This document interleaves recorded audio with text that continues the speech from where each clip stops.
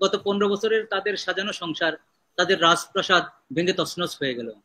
তাদের এখান থেকে যে বেনিফিটটা তারা নিত, যে বেনিফিশিয়ারি গ্রুপ তারা তৈরি করেছে, ইভেন তাদের লোকজন যে বিনা ওয়ার্ক পারমিটে চাকরি করে যে আমাদের টাকাগুলো নিয়ে গেছে, আদানির মতো লোক এরকম হাজারো অসম চুক্তি করে আমাদের যে ফরেন কারেন্সি গুলা তারা গ্র্যাব করেছে, সেটিতে যে বড় একটি বাধা পেয়েছে, সেই বাধার পরে এই ধরনের আচরণ কিন্তু স্বাভাবিক। এবং যে শ্রেণীগুলো উল্লসিত হয়েছে তারা উল্লসিত হবেই, এটিতেও অবাক হওয়ার কিছু নেই।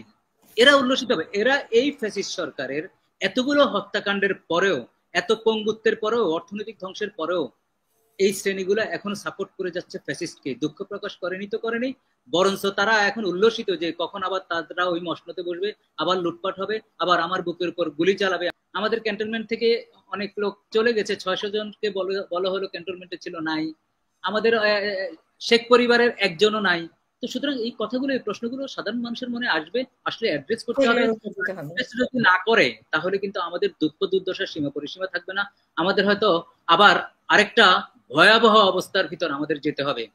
প্রথম কথা হলো, ভারতীয় সাংবাদিক এই প্রশ্ন করবে, এটাই স্বাভাবিক। যদি উল্টোটা করতো তাহলে এটা অস্বাভাবিক হতো। তাহলে মনে করতাম যে না, কূটনীতিতে আবহাওয়ার পরিবর্তন হচ্ছে এবং কেন সবকিছু উলটপালট হয়ে যাচ্ছে, এরকমই আমি ভাবতাম। সাংবাদিক প্রশ্ন করেছে, রাইটলি প্রশ্ন করেছে, সে তার পারপাস সার্ভ করেছে, এবং যেই পারপাস সার্ভ করার জন্য সে ওখানে গিয়েছে, বাংলাদেশ চ্যাপ্টার নিয়ে যে কথাগুলো বলার জন্য গিয়েছে, সেটি সে করেছে। আর যে তার প্রশ্নের উত্তরে যেটি এসছে, আমি দুইটি ভার্সনই দেখেছি। প্রথম ভার্সন হলো, বলেছে মোদির উপর ছেড়ে দিয়েছে বাংলাদেশের বিষয়। এটি এটি দুই ভাগে ব্যাখ্যা করা যায়। অর্থাৎ বাংলাদেশের বিষয়ে প্রশ্ন করেছে ডোনাল্ড ট্রাম্পকে, যদি উনি ডেফিনেটলি আমার কাছে মনে হচ্ছে এটি মিন করেছে যে এই বাংলাদেশ চ্যাপ্টারের ব্যাপারে প্রশ্ন করলে মোদিকে করো, ও উত্তর দিবে, ও ভালো জানে, যেহেতু আমি ছিলাম না।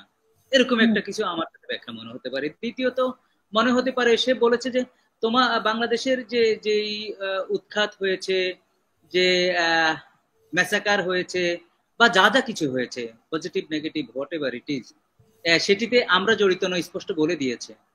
এটিও তো ব্যাখ্যা করার দাবি রাখে যে বাংলাদেশে যা কিছু হয়েছে এটা মোদি দায়ী, অথবা ইন্ডিয়া দায়ী, অথবা ইন্ডিয়ার তত্ত্বাবধানে হয়েছে, আইদার তারা জিতেছে অথবা পরাজিত হয়েছে, যা কিছু হয়েছে। আর নানাভাবে আপনি ব্যাখ্যা করতে পারেন, কারণ ওখান থেকে শুধু বাক্য একটি আসছে কতগুলো শব্দের সংযোগ হয়ে। এই শব্দগুলোকে যদি কূটনীতির ভাষা ব্যাখ্যা করা হয়, কূটনীতিকরা করবেন। এই শব্দগুলোকে যদি আন্তর্জাতিক যারা সম্পর্ক বিভাগে আছেন, যারা পণ্ডিত, তারা ব্যাখ্যা করবেন।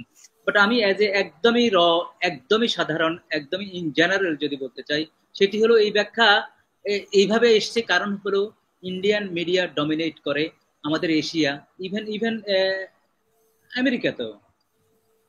আমরা কয়দিন আগে কিন্তু দারুণ ভাবে ফেস করেছি যে ডিসইনফরমেশন আর মিসইনফরমেশন বাই ইন্ডিয়া, এটি একটি যুদ্ধ ছিল, ওয়ার। এই যে সাইবার ওয়ার বলে, ইনফরমেশন ওয়ার বলে, সেই ওয়ার কিন্তু ইন্ডিয়া যেভাবে 2-3 মাস করেছে, আমি তো মনে করি বাংলাদেশ সাকসেসফুলি যে এটা ওভারকাম করেছে, এবং বাংলাদেশ ওভারকাম করেছে 15-16 কোটি মানুষের কারণে। অর্থাৎ এই মানুষগুলো তাদের নিজস্ব টেলিভিশনে যেভাবে প্রতিবাদের ঝড় তুলেছে, যেভাবে সত্য নিউজ প্রচার করেছে, প্রকাশ করেছে, তারা ওই যুদ্ধ হেরে গিয়েছে।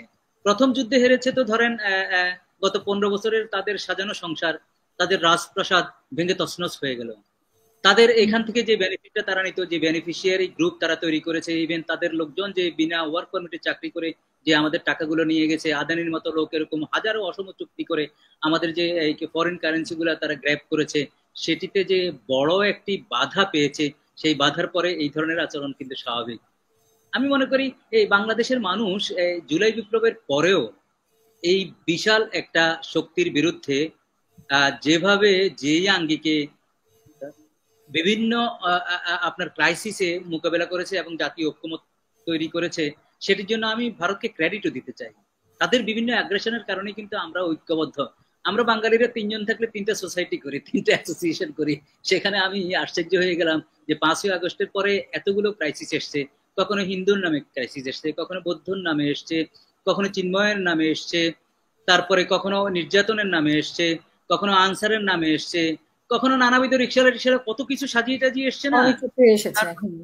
এবং ভারতীয় মিডিয়া উঠে পড়ে লেগেছে যে এটাকে ডক্টর ইউনূসের সরকারকে প্রশ্নবিদ্ধ করার জন্য অনেকভাবে উঠে পড়ে লেগেছে, এবং এখনই সেটা চলে আসছে, ডক্টর ইউনূস পালিয়ে গেল, এই ধরনের কথাও তো আমরা শুনেছি।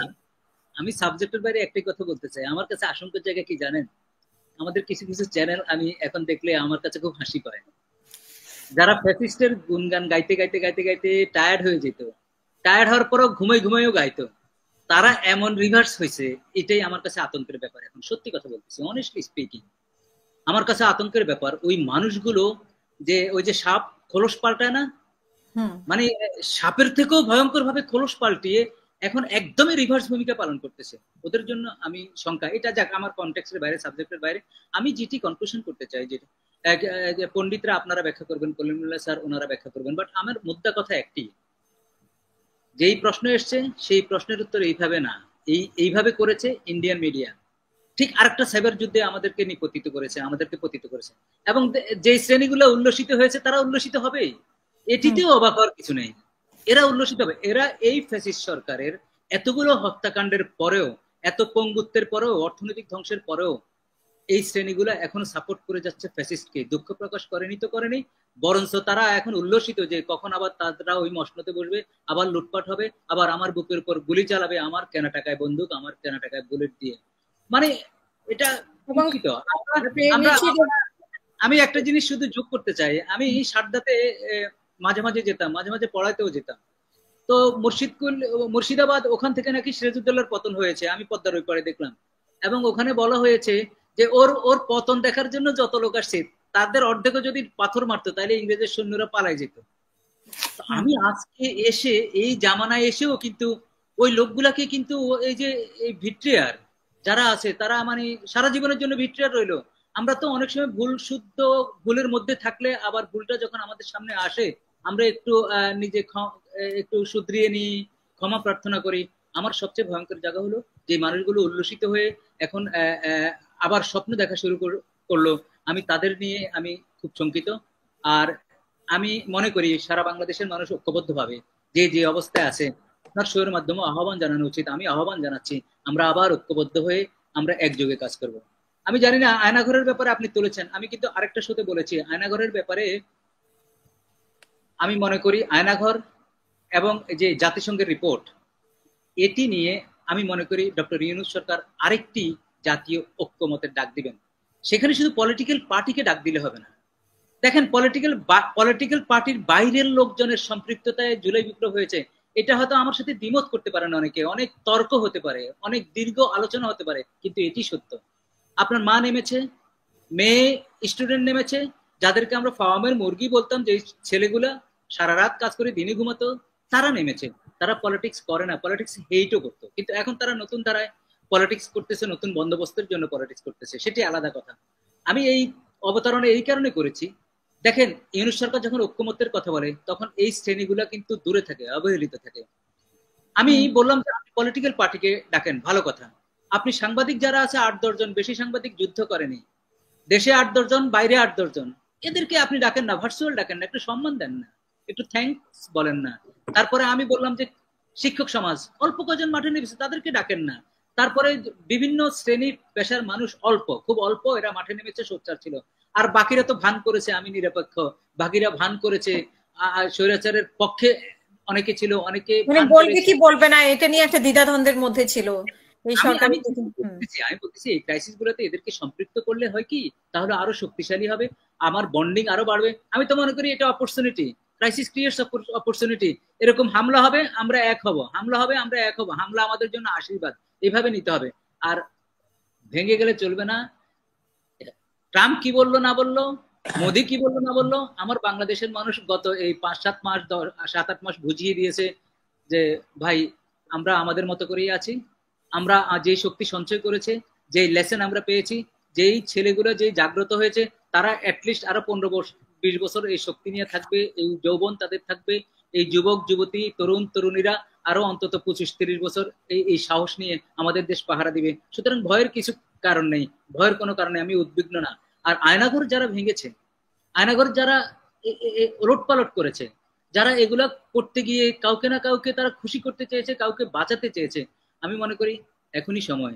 আমি আরেক সাথে বলেছি ডক্টর ইউনূস সাহেব কেন 6 মাস পরে গেলেন, কেন 1 মাস পরে গেলেন না? যমুনার থেকে ওখানে ওনার যেতে 15 মিনিট লাগে, এই প্রশ্নগুলো আসতেই পারে। পাশাপাশি এটাও বলেছি মানুষ প্রশ্ন করবে, প্রশ্নটাই হলো গণতন্ত্র। আর প্রশ্নকে টুটি চিপে ধরা মানেই ফেসিস্ট। শেখ হাসিনা ফেসিস্ট হয়েছে, আমাদের সবাই টুটি চিপে ধরেছে। সুতরাং এই সরকারকে আমি বলবো, আপনি প্রশ্ন এড়িয়ে যাবেন না, আপনি প্রশ্নের উত্তর দিবেন। আপনি বলবেন যে এটা গোলাপি রং নতুন করে করা হয়েছে, এই কারণে করা হয়েছে, বা আমি জানি না, আপনি বলতে হবে। আপনি বলতে হবে এরা ভাঙছে কারা, বলতে হবে। অর্থাৎ আমাদের একটা গ্রে এরিয়া রয়ে গেছে। আমাদের ক্যান্টনমেন্ট থেকে অনেক লোক চলে গেছে, 600 জনকে বলা হলো ক্যান্টনমেন্টে ছিল, নাই। আমাদের শেখ পরিবারের একজনও নাই। তো সুতরাং এই কথাগুলো, এই প্রশ্নগুলো সাধারণ মানুষের মনে আসবে, আসলে অ্যাড্রেস করতে হবে। যদি না করে তাহলে কিন্তু আমাদের দুঃখ দুর্দশার সীমা পরিসীমা থাকবে না। আমাদের হয়তো আবার আরেকটা ভয়াবহ অবস্থার ভিতর আমাদের যেতে হবে। তো সুতরাং আমি এটা অ্যাভয়েড করার জন্য আমি মনে করি এই ধরনের কর্মকাণ্ড করা উচিত এবং জাতীয় ঐক্যমত করা উচিত। এই বড় ক্রাইসিস যেটি হচ্ছে, এটি এখন ডিসইনফরমেশন চলতেছে। কিন্তু ট্রাম্পের প্রশ্নের উত্তরে যেই ভার্সনটা আসছে, যে ন্যারেটিভ আসছে, এটা আমি মনে করি ফেক, ডিসইনফরমেশন, মিসইনফরমেশনের যুদ্ধে আমরা অবতীর্ণ হয়েছি।